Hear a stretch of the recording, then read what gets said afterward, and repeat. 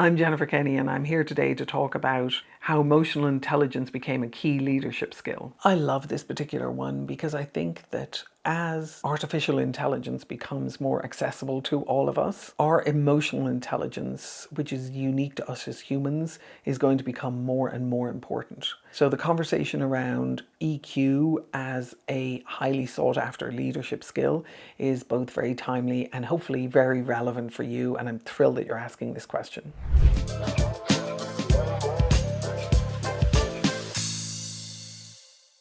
If you think about emotional intelligence and you think about it as something that you don't have, then just recognize that you don't have to be the smartest person in the room. You really just need to be present. And leading with EQ doesn't really have to be a soft skill, even though it's sometimes considered as such.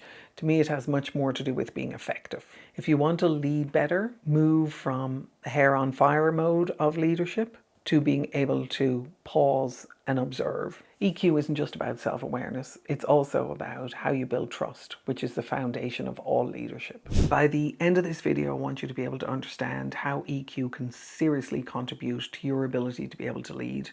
And it can also contribute to the experience that your people have when you're leading. And it can also allow you to be able to be incredibly powerful in making really valuable offers up into your organization. Let's start off with the simple definition of emotional intelligence. Emotional intelligence was identified by or framed by Daniel Goleman.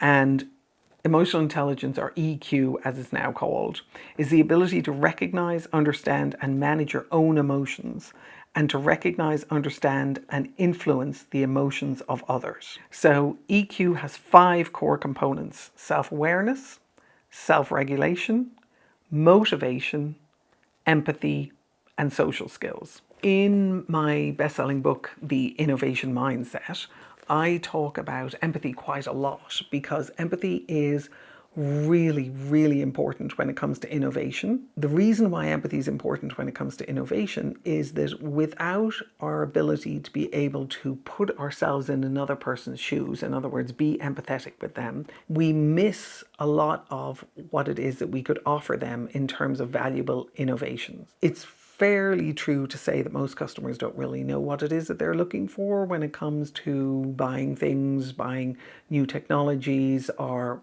subscribing to certain offers. And a lot of times we're sort of learning what it is really brings us joy and really is exciting for us and really adds value for us over a period of time. Empathy is what bridges that gap. And so when I talk about innovation in my book, I talk very specifically about empathy as a practice for building your ability to be able to listen to your customers. So part of the reason why emotional intelligence has become so important is that we are looking to those skills of empathy to be able to help us with our innovation and with our product development and with our customer engagement. And what we're seeing is that our ability to be able to meet people where they're at is really essential when it comes to building trust with them, when it comes to being able to listen to them, when it comes to being able to deliver value for them. So if you think about key leadership skills, that covers a whole bucket of absolutely key leadership skills. Now, the other leadership skills are building vision, leading strategy, being able to communicate effectively. But in the absence of being able to have empathy, being able to listen to other people, and having self-awareness that allows you to be able to grow that as a practice over time, a lot of those other skills are going to be seriously undermined. So when we think about EQ as a key leadership skill, it's because it allows us to be able to do those things. It's very hard to stay motivated, which is one of the key elements of EQ. It's very hard to stay motivated if you work in an environment where you are not appreciated, seen, heard, valued, and trusted. One of the key things that I talk about in the innovation mindset is how do we have conversations with our internal customers in a way that allows us to be able to build trust? If we are not able to build trust over time, we're not going to put ourselves in a position where we can be truly appreciated for the value that we bring. So when we start unpacking emotional intelligence, we can see that this ability to be able to have self-awareness, to be able to listen to other people, to be able to respect other people, to be able to empathize with other people is absolutely essential for us as we look to remain motivated ourselves, as we look to build trust with other people so that they too can be motivated, as we look to innovate together with other people cross-functionally and interdisciplinarily. If we don't have trust as a foundation for that, if we can't empathize with them and use that as a vehicle for building trust with them, we are never going to be able to succeed in the highly complex projects that we are all currently working on. Have you ever worked for a boss who was highly explosive and highly volatile? Somewhere in the 80s, which many of you won't even have been around for, but somewhere in the 80s, I remember working for a boss who would actually throw furniture at people.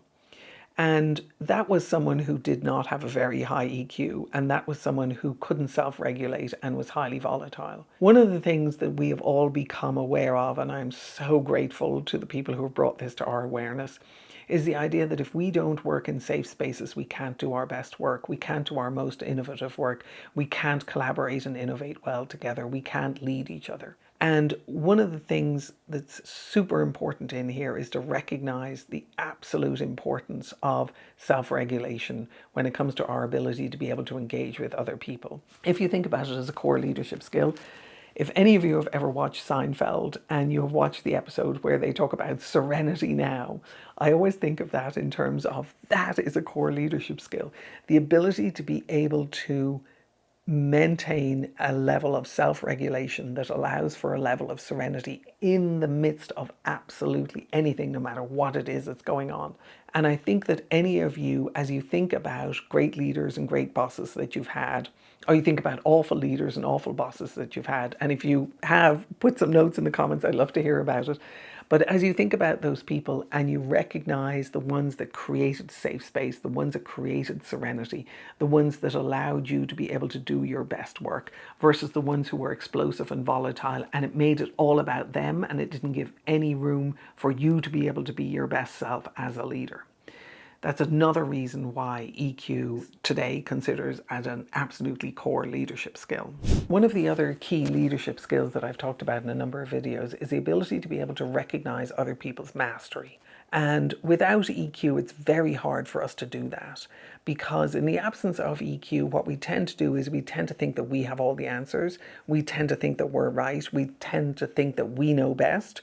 And we particularly do that if we're in a leadership position, because we identify with the position and with the role rather than with the relationship that we have with other people, rather than with our ability to be able to grow the people around us and accomplish great things together. So awareness of our own ignorance and our own humanity is absolutely essential, and the humility that comes with that is a key part of allowing us to be able to grow and expand our own emotional intelligence. As we do that, we also become role models for the people around us who want to build their own EQ. And I have many times encouraged leaders that I've coached and worked with to actually have conversations for leadership development for 5 or 10 minutes at the beginning of their regular weekly or monthly meetings or bi-weekly meetings. If you have those conversations and they are directly related to what it is you're looking to accomplish in the meeting.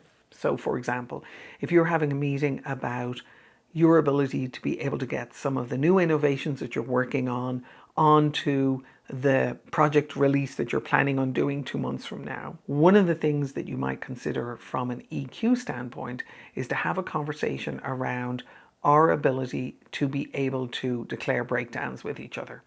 That is a highly skilled EQ move.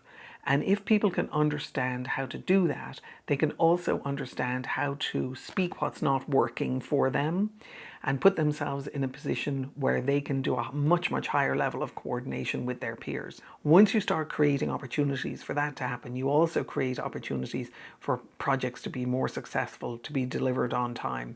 Once people can make the link between their ability to build their EQ, to be able to have the difficult conversations, to be able to declare breakdowns, and to be able to see how that impacts the shift in the direction of the project, then they will immediately understand the value of EQ as a leadership quality as it relates to strong technical outcomes. I have another video that I think you'll find useful on this subject as we talk about your ability to be able to grow the people around you, and that is how to develop leadership skills in employees.